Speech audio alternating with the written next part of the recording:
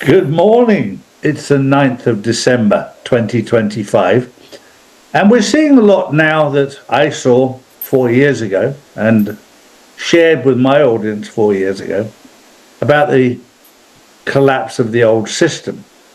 And most people realized that the old Washington, D.C. was being dismantled. And we're seeing that now in plain sight, that Trump is announcing in public that they're shutting down parts of Washington, D.C. Now, I've known for a long time, and I got in a little bit of trouble a few years ago for announcing where the new centres were for the Department of Justice. It was in Temple, Texas, and for the Department of Defense, it's in Reno, Nevada. But the old system now is being demolished in plain sight. The old Washington, D.C., the Federal Reserve, etc., has been closed for 3 years. The IRS has been closed for 3 or 4 years. And we're seeing the whole dismantling of the old system in plain sight. And you don't have to be a rocket scientist to see it. It's there now. It was hidden before, and I was telling you when it was hidden, but now you can see it for yourself. So if you didn't believe it then, well, you can find out for yourself now. Good morning, Paul. Good morning, Drew. Good morning, everybody. Wow, first story of the day. US President Trump says he's a little disappointed that Ukrainian leader Zelensky still hasn't read the latest US proposed peace plan, even though Trump claims Zelensky's people love it and Russia is reportedly fine with it. The comments come as European leaders and Kiev meet in London to examine the deal amid growing tensions over conditions included in the proposal. Well, Zelensky, of course, was on television, so he should be used to reading his lines. But when you're talking about reading peace agreements, for him, he's not interested because he doesn't make any money out of peace. He's made an awful lot of money out of war. So the fact that there's an agreement there for peace means that it ends his source of income, because everyone's been giving him money while there's war. So why would he read? That is, of course, if he can read, allegedly. True. Good morning, Charlie. Good morning, Paul. Good morning, everyone. And the juice from the UK. In the latest episode of British Politics, social media is claiming Starmer was yeeted out of Parliament after Nigel Farage taunted him with the line, "Tell the public the truth, Prime Minister. You're quietly realigning Britain back into the EU, aren't you?" Supposedly sending Starmer into such a flap that the Speaker had to escort him out like an overexcited wedding guest. Well, this is all part of the pantomime, and if you're not seeing it now, you never will. Because what's going on at the moment in British politics, you couldn't make up. If you look at politics over the last 100 years, it was fairly civilised to a level up until 25 years ago. But the demise of the quality of people in Parliament has been unbelievable. The type of people that are running the country is, when you look at the calibre of people that are in the UK, and we claim that that's the finest we have in Parliament and the House of Lords. Really? Really? The other thing on that same subject is language.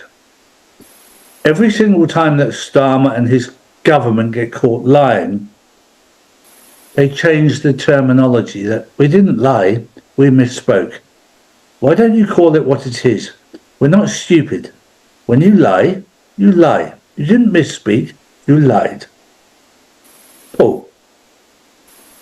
Well, Charlie, my next story, and this isn't a huge worldwide story, but this is a sign of the times in the UK.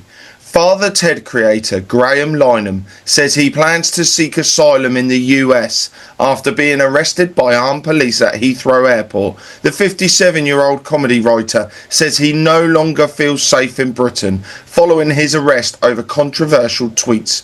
Linehan was held for several hours before questioning and later released on bail. He denies harassment charges and says once his court case ends, he intends to leave the UK permanently to restart his life and career in America. And Charlie, I believe this is the first person to seek asylum in the USA from Britain.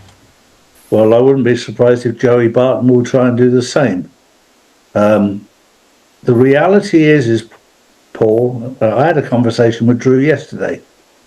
I grew up with Benny Hill, with Only Fools and Horses, with Charlie Chaplin, with Laurel and Hardy, with Till Death Do Us Part, Elf Garnett, with that humour.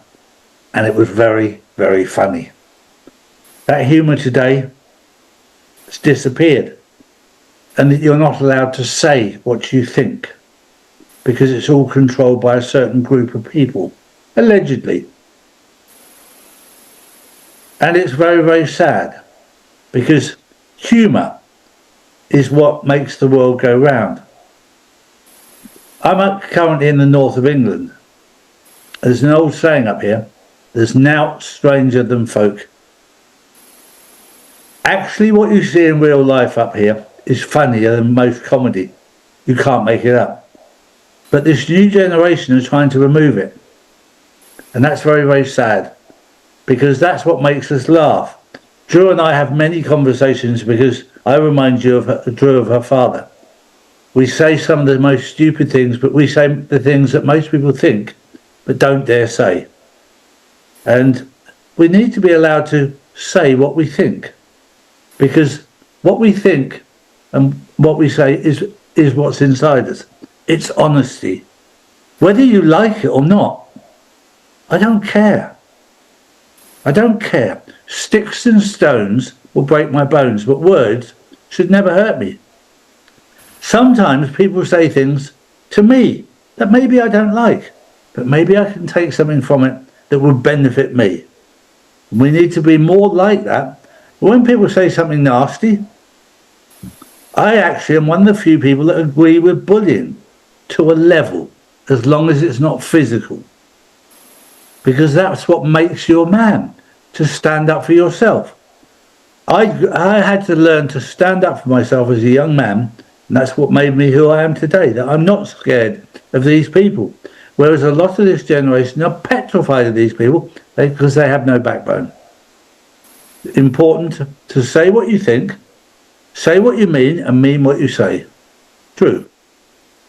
Next up, staying in the UK, signs of a growing Labour Party power struggle, with insiders openly discussing when Keir Starmer will be replaced as a leader. Internal groups are already canvassing potential successors, with Angela Rayner emerging as the favourite of the Labour left, despite ongoing controversy over her alleged unpaid stamp duty, while critics warn her rise could push the country sharply leftwards and expose the party's lack of real-world experience.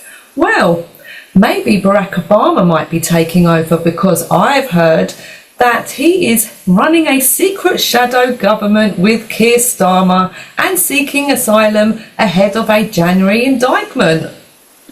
Well, if you don't believe it's a pantomime, that story alone should tell you that this is all a pantomime. When you see through it, and this now clarifies what I've said for a long time. This is a spiritual journey. And when you can't see it, it means that you're not spiritually connected to who you really are. When you can see it, it just makes you smile. It makes you smile at the comedy element of this movie. Don't live in fear. Enjoy yourself. That was the news on the 9th of December 2025. We'll see you tomorrow. Have a good day. Take care, everyone. Bye-bye. Noble Gold. Real assets. Real value. Your wealth protected.